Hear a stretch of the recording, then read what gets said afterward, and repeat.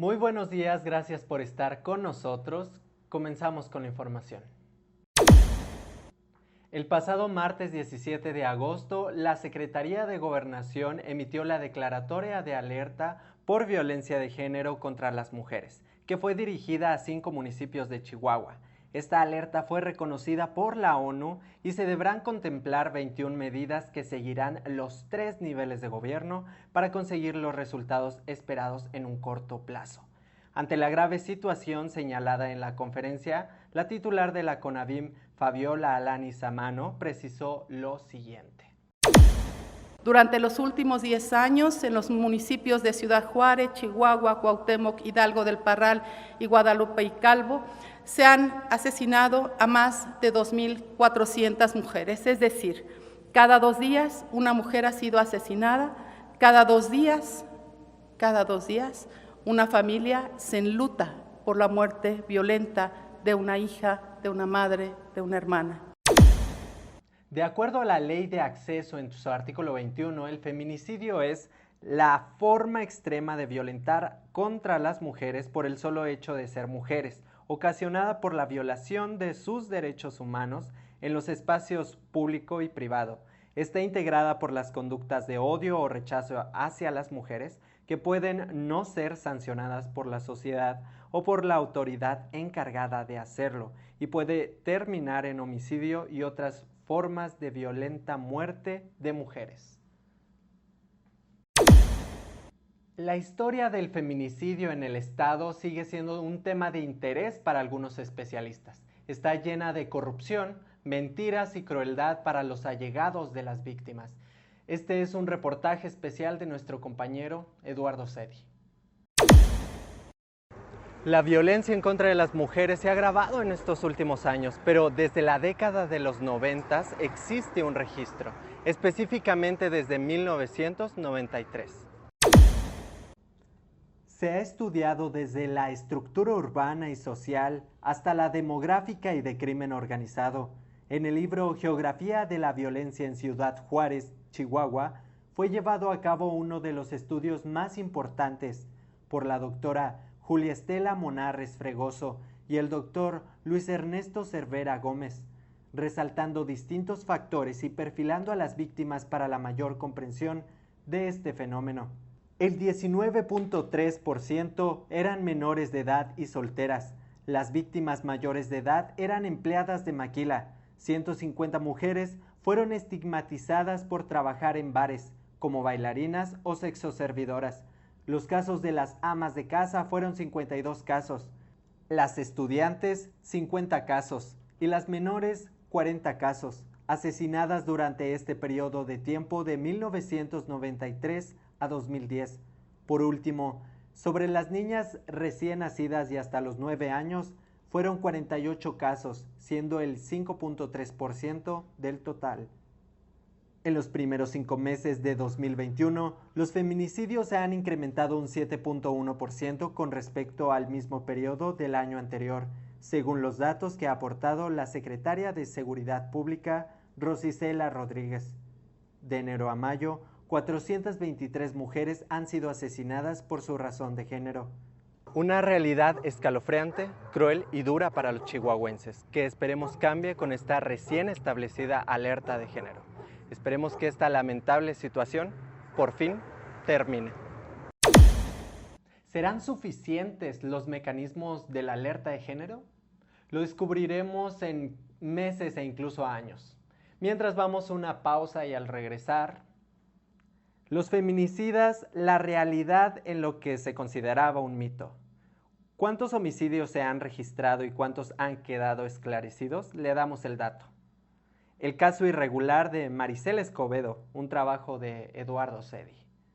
¿Qué tipos de violencia considera la reciente alerta de género? Gracias por quedarse con nosotros, continuando con la información. Desde 1990 hasta el 2019 se registraron en México más de 56,000 defunciones de mujeres con presunción de homicidio. Fue en el 2007 cuando inicia el mayor incremento de violencia en el país hacia las mujeres. Desde ese año y hasta 2019 fueron 33,501 muertes de mujeres que perdieron la vida por homicidio. de acuerdo a datos oficiales y certificados de defunción. Los homicidios por razón de género tienen cada vez más huella del crimen organizado. Esto responde en parte a que los cuerpos de las mujeres son utilizados como venganza o medios para enviar mensajes a bandas rivales. Según el director del Servicio de Emergencias 911, David Pérez Esparza, afirmó que entre el 50 y el 60% de los homicidios dolosos están relacionados con el crimen organizado. En los últimos años, el Congreso Federal y 13 congresos estatales han reformado sus códigos penales para agravar las penas de homicidio. Sin embargo, en los hechos, solo 3 de cada 100 asesinatos de mujeres son esclarecidos y llegan a una condena por dicho ilícito. Lamentable la situación actual. La historia feminicida está llena de misterios, mitos y dudas sin resolver. Este es un reportaje especial de Canal 12. El primer asesino serial en México fue Francisco Guerrero Pérez, o conocido más bien como Alfredo Prida. El chalequero nació en una familia pobre, el 11º hijo de un matrimonio que se caracterizaba por los abusos de su madre y la ausencia de su padre. El apodo más famoso fue el chalequero. Se vestía de manera elegante y extravagante. Portaba un saco y un chaleco de charro y pantalones de cashmere. Se le acusó de asesinar alrededor de 20 prostitutas entre los años de 1880 y 1888. El asesino nació en 1840 en la región de El Bajío y murió en noviembre de 1910 en el Palacio de Lecumberri. Era 1993. Niñas, adolescentes y jóvenes desaparecían en la zona fronteriza de Ciudad Juárez, Chihuahua. Algunas aparecían brutalmente violadas, asesinadas y mutiladas. Otras nunca fueron encontradas. En esta ciudad también vivía un químico egipcio que más adelante fue detenido, acusado de estar detrás de estos crímenes. El 3 de octubre de 1995, Abdel Latif Sharif fue denunciado por una prostituta, Blanca Estela Díaz, de 19 años de edad. Los cargos fueron desechados al comprobarse que, a diferencia de lo que ella había declarado, no presentaba señales de abuso sexual. Sharif fue declarado culpable y condenado a 30 años de prisión por la muerte de Silvia Rivera. También se abrió un nuevo proceso penal que lo acusaba del asesinato de otras 17 mujeres. Ante toda la ola de violencia que se vivía en los primeros años del 2000, antecediéndole una década oscura para el Estado, las autoridades inventaron a los medios un gran monstruo, un mito. Esto con el fin de calmar la demanda social por las muertes de Juárez. Un multihomicida que explicara y resolviera toda esa violencia. Fueron detenidos el 9 de noviembre del 2001 2 choferes, Víctor García Uribe y Gustavo González Meza, como responsables del homicidio de las 8 mujeres halladas en el campo algodonero. Cuando ambos fueron presentados ante los reporteros, apenas si podían caminar. Previamente se les había torturado para que se confesaran culpables. Los golpearon y torturaron con toques eléctricos en los genitales, apagándoles cigarros ardiendo sobre la piel. González Meza murió convenientemente el año siguiente, haciendo de este un caso más y un mito más para la justicia en México. Desde que el feminicidio fue tipificado por el Código Penal del Estado de Chihuahua, serán entre 30 y 60 años de prisión para feminicidas. Prevén prisión de entre 3 y 8 años para funcionarios que entorpezcan la procuración de justicia en la materia.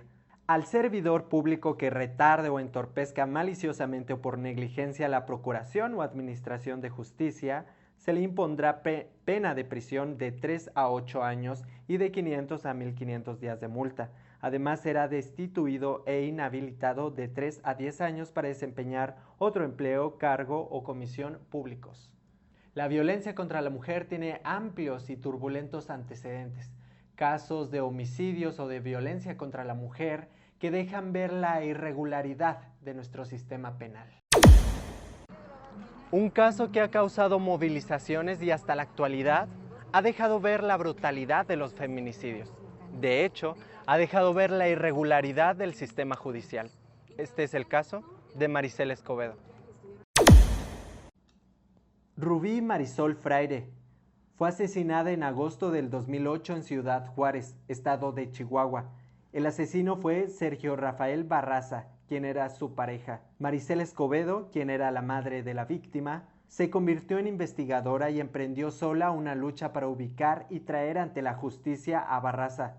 Esto al ver la pasividad de las autoridades. Barraza se deshizo de los restos de la joven en un tiradero de restos porcinos, donde fueron hallados meses después del crimen. Lo encontró en el estado de Zacatecas y consiguió que fuera encarcelado en 2009. Barraza se declaró culpable, sin embargo fue liberado meses después porque la Fiscalía de Chihuahua no pudo comprobar el delito. Un tribunal superior cambió la sentencia que permitió la liberación de Barraza, pero el agresor ya había escapado. El 16 de diciembre del 2010, un desconocido se acercó a Escobedo mientras ésta colocaba unos carteles de protesta. Tras intercambiar unas palabras, la mujer empezó a correr. El hombre la alcanzó y la mató con un disparo en la cabeza, antes de huir en un auto que le estaba esperando.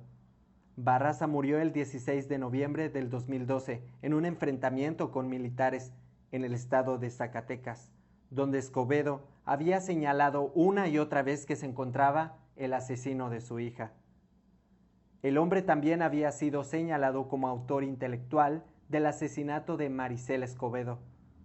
Por su parte, José Enrique Jiménez Zavala, presunto autor material de la muerte de Maricela Escobedo, murió en una cárcel, presuntamente estrangulado por su compañero de celda. De la acusación que le hizo el Ministerio Público como autor del delito.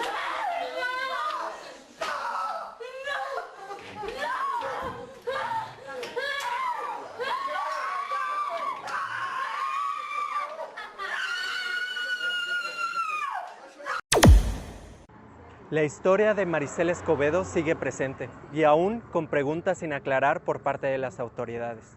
Una historia llena de amor, dolor, pero sobre todo deseo de justicia. Desde aquí mi reporte, Eduardo Cedi. Un excelente reportaje por parte de nuestro compañero. Vamos a una pausa comercial, no se despegue. Con la alerta de género este pasado 17 de agosto en Chihuahua, la ONU menciona en su página web que la violencia se presenta en varias modalidades, como la violencia económica, cuando se mantienen limitados los recursos financieros de la víctima; psicológica, se inculca el miedo y la intimidación; emocional, maltratos emocionales, humillaciones, desprecios, insultos y críticas; física, agresiones corporales como golpes, rasguños o empujones; y sexual, que es cuando se obliga o se somete a la víctima a sostener un acto sexual. Este tipo de agresiones serán tomadas en cuenta para penalizar la agresión o la violencia hacia la mujer.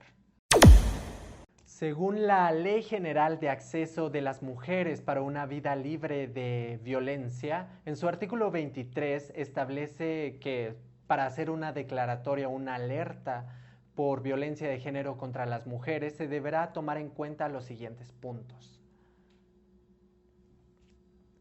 Establecer un grupo entre instituciones y dentro de distintas disciplinas con perspectiva de género que dé el seguimiento respectivo. Implementar las acciones preventivas de seguridad y justicia. Elaborar reportes especiales sobre la zona y el comportamiento de los indicadores de la violencia contra las mujeres. Asignar los recursos presupuestales necesarios y hacer conocimiento público el motivo de la alerta de violencia de género en contra de las mujeres y la zona territorial que abarcaría las medidas a implementar. Estas medidas tendrán que ser trabajadas entre los 3 niveles de gobierno e instituciones para lograr resultados positivos ante esta gran ola de violencia que se vive en el estado. Le agradecemos que se haya quedado hasta el final con nosotros. Mi nombre es Eduardo Lucero y que tenga una excelente tarde.